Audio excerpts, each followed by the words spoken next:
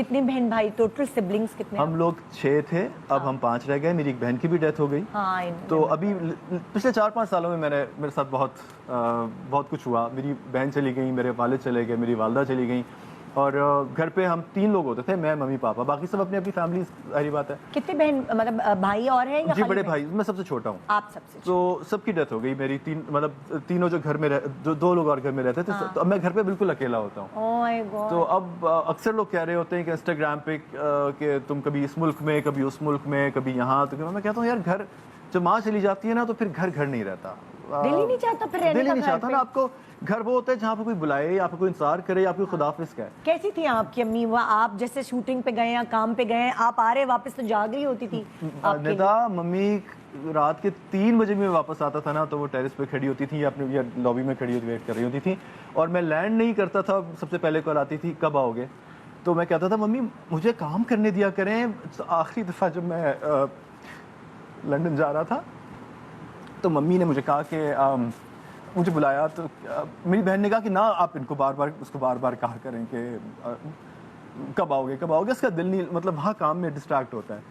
तो बहुत मुश्किल से वो उठ पाती थी, और तो मुझे बुलाया, कहती इधर आओ। मैंने कहा, कहती हैं अच्छा जा, मैं तुझे अब नहीं बुलाऊंगी। मैंने कहा क्यों?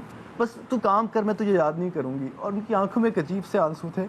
और मैं सोचता हूँ कि हम कितने अजीब होते हैं ना, कि अपने माँ बाप की उनकी ज़िंदगी में कदर नहीं करते। ये इतनी बड़ी नेमत होती है कि आपको कोई बुलाए, प्यार करे, इंतज़ार करे।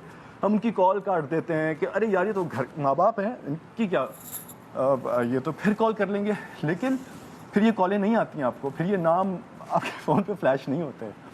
तो बहुत कदर करें अपने माँ बाप की। उनके जाने के बाद मुझे पता चला है कि कुछ बचा ही नहीं।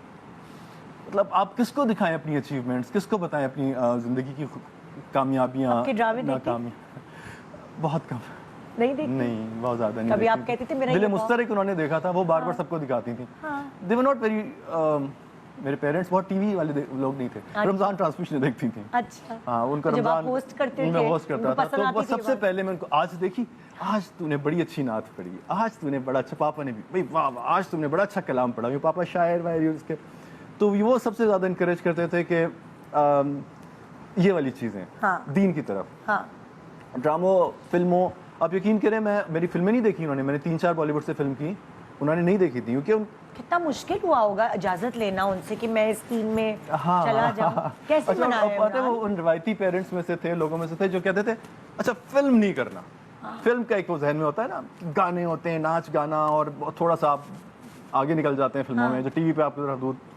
तो वो आप माँ बाप के होते हुए बड़े, आप जब ये चले जाते हैं ना, तो ये शुतर बेमहार से हो जाते हैं कि अब तो जो मर्जी करना है करो, कोई रोकने टोकने वाला नहीं है। लेकिन उफ निदा, वो जॉन एलिया साहब का शेर है ना कि अब मुझे टोकता नहीं कोई, ऐसा होता है ख़ानदान में क्या। तो ये टोकना जो है ना, ये बड़ी ये याद आती है, याद आती है आपको बातें। उस वक्त आपको लग रहा होता है क्या है यार, क्यों सुबह टोक रहे हैं? उठना, क्या इतने बजे सहरी पे उठो, इफ्तार, रोज़ा नहीं रखा, अरे नमाज नहीं पढ़ी।